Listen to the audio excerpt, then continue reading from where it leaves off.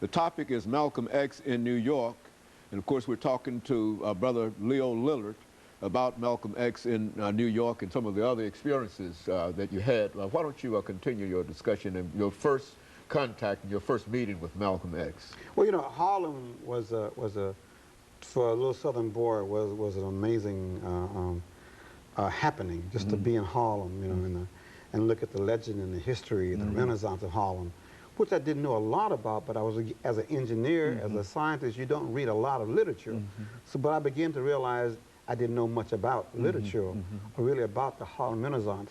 So I was simultaneously being, you know, inundated with this whole new rhetoric from this man called Malcolm X. I was trying to catch up as a little Southern boy, not understanding the great writers that we had, you know, and I was castigating TSU's education. It just that we didn't have the breadth of the kind of famous folks.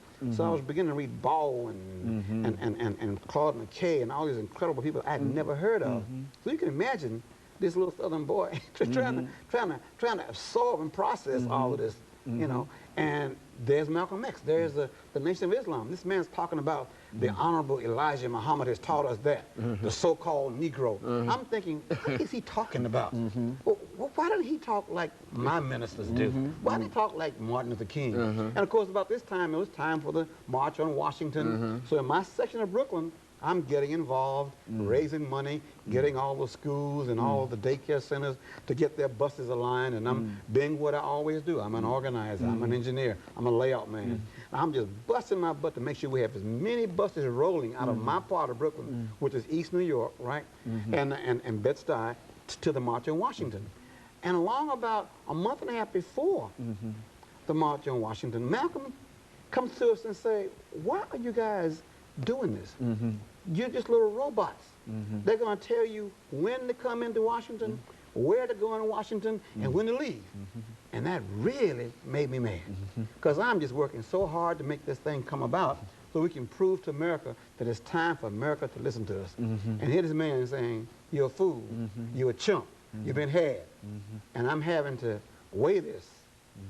And at the same time, not wanting to feel like a dummy for working hard to make this happen, at the same time questioning what is the real purpose of this march. And at the last minute, I decided not to go.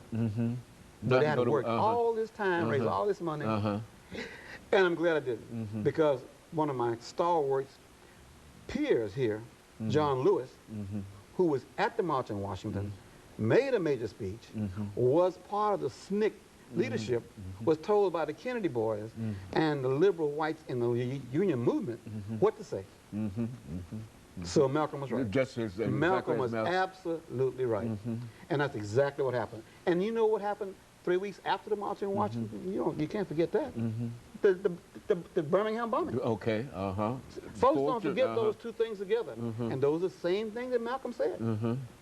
And so I had to reconsider whether or not civil rights was, at this point, should be a viable part of my everyday being. Was that my goal? Malcolm kept talking about, well, why do you need civil rights? Because I said, well, Malcolm, because we're Americans and we're black Americans and we need civil rights to correct all the horrendous, you know, wrongdoings of the past. And Malcolm said, well, a Russian coming to America does not need a civil rights. A Canadian coming to America does not need. He just put things so clearly to make us see that you're asking the wrong people. You're asking the fox to protect the hen house, to build a fence, and the key for the hen house. He just made those parallels and those contradictory statements. You had to prove him wrong. You had to look in your heart, look at America, look at experience, and say, was Malcolm being too hard on America? Was he just not giving America a proper chance to prove what a great nation we was? And he was saying, you black folks don't even know where Africa is. You don't even identify with Africa. You think Africa is a savage place. And then he would say, why don't you examine who you are as a people? See what you've contributed to the world. See if there's a history before cotton fields in America. And those are things I never thought about. I mean, he made you look at the inconsistencies and your fears and those hidden kind of doubts you had. And when you have that many people in Harlem following this man, right, and you have not necessarily a schism in the movement between Malcolm and King, just in the setting of New York City and Harlem, King and Malcolm both had equal airtime. Whereas in the South, Malcolm got almost no airtime with us. Okay. And so you had to, as a young man, as a developing social activist, determine whether or not you need to incorporate some of Malcolm's concepts.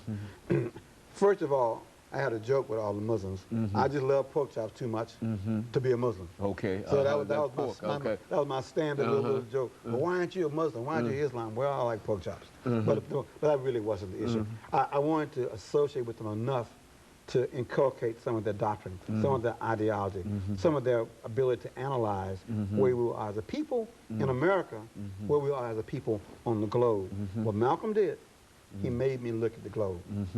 He made me look at the globe and say, you're not a minority. The white man has told you you're a minority.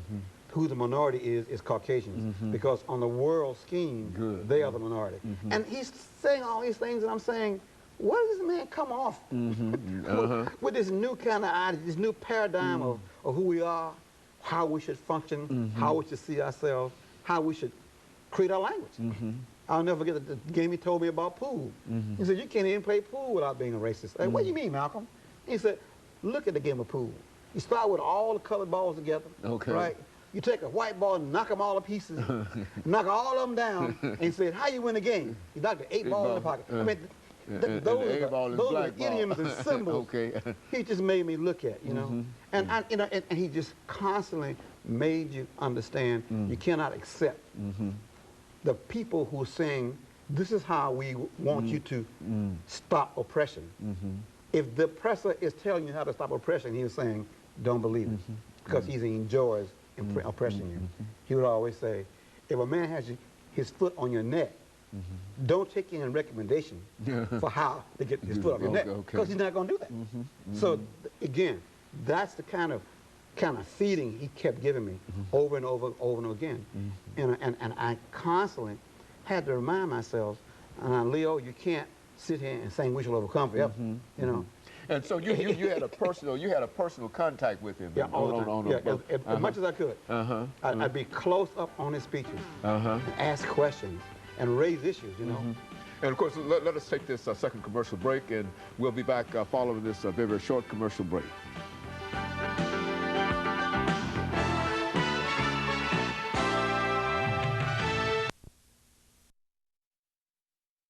The topic is Malcolm X in